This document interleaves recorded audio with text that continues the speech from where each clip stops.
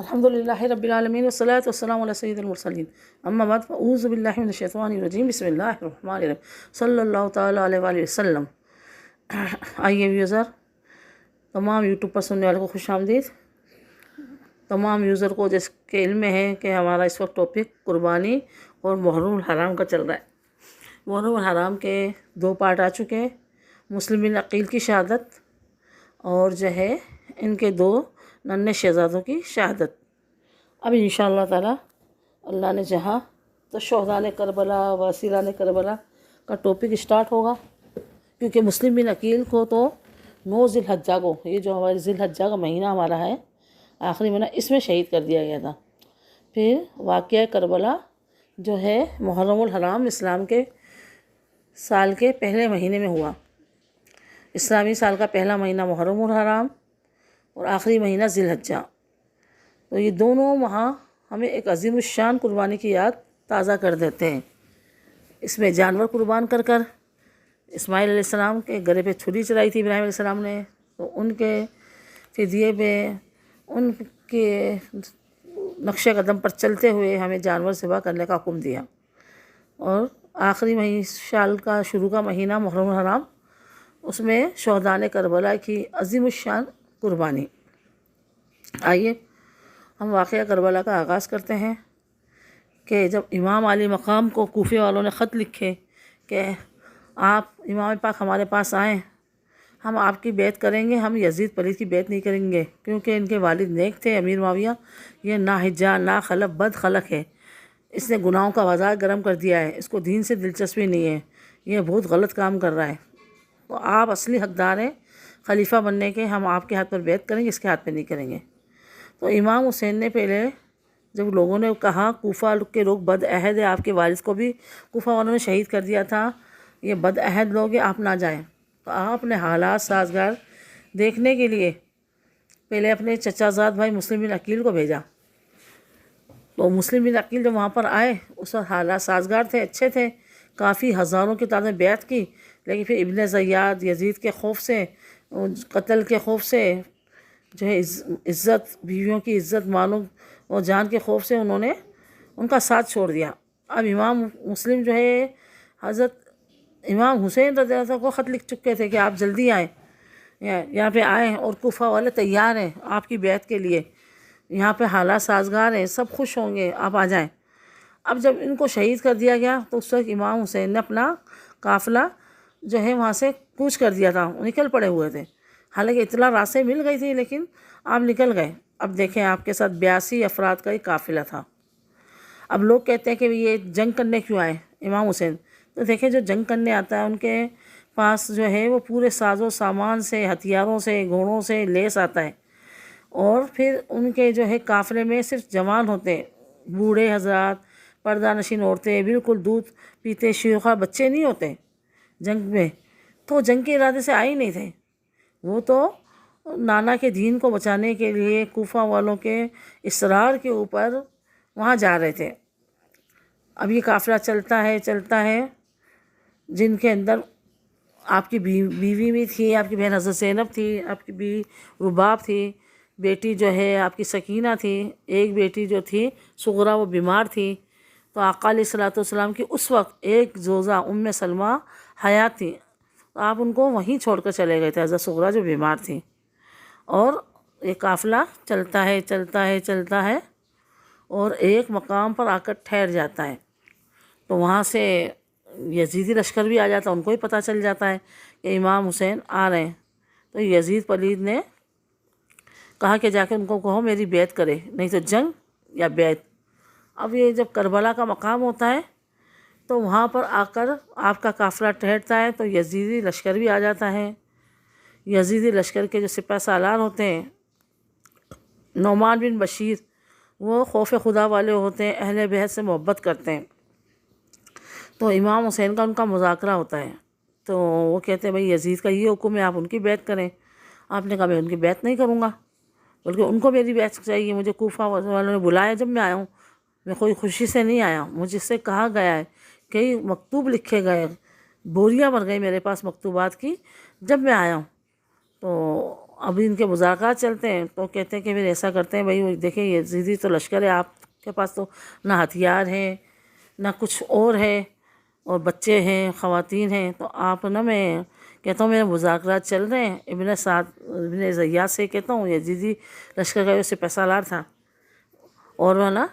کوئی نہ کوئی حل نکل جائے گا، امام حسین آپ کی بیعت کر لیں گے، میں ان سے یہ کہتا ہوں، اور آپ رات میں نکل جائیے گا، میں آپ کو موقع دیتا ہوں۔ رات ہوتی ہے، ٹھیک ہے، امام علی مقام اپنے قافلے کو رات کو چلنے کا کہتے ہیں، پوری رات قافلہ چلتا ہے، صبح ہوتی تو وہی مقام، کون سا مقام؟ کربلا کا جو میدان ہے۔ پھر دوسری رات مذاکرات ہوتے ہیں کہ کیا ہوا، میں نے آپ کو موقع دیا کہ ہم تو چلے تھے، تو پھر ہم یہیں ہیں کہ چلو آج کی رات اور موقع دے، تو میں کہوں گا یزید سے کہ مذاکرات چل رہے ہیں، ابھی جنگ نہ کی جائے، پھر موقع دیا جاتا ہے، پھر دوسری رات بھی یہی معاملہ ہوتا ہے کہ وہیں 3 دن تک یہ موقع دیا جاتا ہے۔ وہاں سے ابن زیاد جو غصے میں ہوتا ہے کہ یزید کہہ رہا ہے نعمان بشیر کو کہ مذاکرات کرنے کے لیے نہیں بھیجا میں نے، آپ بیعت لیں یا جنگ، یہ دونوں باتیں۔ اب نعمان بشیر کہتے ہیں امام علی مقام کو کہ بھئی یزید کا یہ حکم ہے۔ اچھا، امام علی مقام پوچھتے ہیں بھئی اس مقام کا نام کیا ہے، کیونکہ ہم خیمے گاڑ رہے ہیں تو خون نکل رہا ہے، ہر پتھر کے نیچے سے خون ہے، مقام کا نام کیا کہ کربلا۔ ایک وہ کہتے ہیں ہاں، ہم میرے نانا جان نے کہا تھا کہ ایک کربلا کا میدان ہوگا جہاں تجھے بھوکا پیاسا شہید کیا جائے گا، تو ہم کہاں سے یہاں سے کیسے جا سکتے ہیں، یہ تو ہماری شہادت گاہ ہے، تو یہاں تو ہمیں شہید ہونا ہے۔ پھر وہ قافلوں کو پڑاؤ کا حکم دے دیتے ہیں، پھر آ کے امام علی مقام ایک خطبہ دیتے ہیں تمام مردوں میں جوانوں میں کہ دیکھو ہم آئے تھے لیکن کوفہ والوں نے بدعہدی کی ہے، اب ابن یزید اور ابن زیاد ہمارے خون کے پیاسے ہیں، سامنے جنگ کا میدان ہے، وہاں لشکر ہے ہتھیاروں سے لیس، گھوڑے تازہ دم، ہمارے پاس ساز و سامان نہیں ہے، یہ ہو سکتا ہے کہ اس کے بعد ہمیں موقع نہ ملے، ہم زندگی ہار جائے، ہمیں شہادت مل جائے، تو میں آپ کو کہتا ہوں آپ لوگ چلے جائیں، جس کا جہاں دل چاہے چلے جائیں، آپ ساتھ چھوڑ دیں، اپنی جانوں کو میرے پیچھے ختم نہ کریں، یہ صرف میرے خون کے پیاسے ہیں، آپ کا ان سے جھگڑا نہیں ہے۔ آپ تقریر کرتے ہیں، آپ کی آنکھوں سے آنسو ہوتے ہیں، تو تمام حاضرین رو رہے ہوتے ہیں کہ اے ابن رسول، اے نواسہ رسول، ہم اس قسم پرسی کی حالت میں آپ کو چھوڑ کر نہیں جائیں گے، آپ اللہ کے نبی کے نواسے ہیں، اگر ہمارے سونے میٹھے آقا نے ہم سے سوال کر لیا کہ میرے لاڈلے کو، میرے شہزادے کو دشمنوں کے رحم و کرم پر چھوڑ دیا، کیا تمہیں اپنی جانیں پیاری تھی، میرا نواسہ عزیز نہیں تھا، تم نے اپنی جانیں کیوں نہیں قربان کی؟ تو اے امام پاک، اے علی مقام، ہم نہیں جائیں گے آپ کو چھوڑ کر، ہمیں پتہ ہے سامنے دشمن ہیں، ہم زندہ نہیں بچیں گے، لیکن ہم شہادت حاصل کرنا چاہتے ہیں، آپ پر اپنی جانیں لٹانا چاہتے ہیں، نہیں تو کل بروز قیامت آپ کے نانا جان کو ہم کیا منہ دکھائیں گے۔ سب منع کر دیتے ہیں، بوڑھے جوان، پھر آپ تقریر کرتے ہیں، اور سامنے یزیدی لشکر ہے، آپ پر پانی بند کر دیا جاتا ہے، محرم کے 7 تاریخ آ جاتی ہے، 7 تاریخ کو آپ کا پانی بند، نہر فرات پر پہرے بٹھا دیے جاتے ہیں کہ دیکھو امام علی مقام کو، ان کے لشکر کو پانی مت لینا، یعنی تم سب پانی پینا،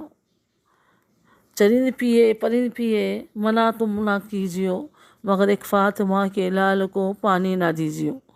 یہ ہمارے شفیع کاڑوی کا بڑے مشہور بیان ہوتے تھے، شہدائے کربلا پر، کوکب نورانی صاحب کے والد ہیں، ان کے بیان مشہور ہوتے ہیں، تو اپنے کچھ وہ اشعار اپنے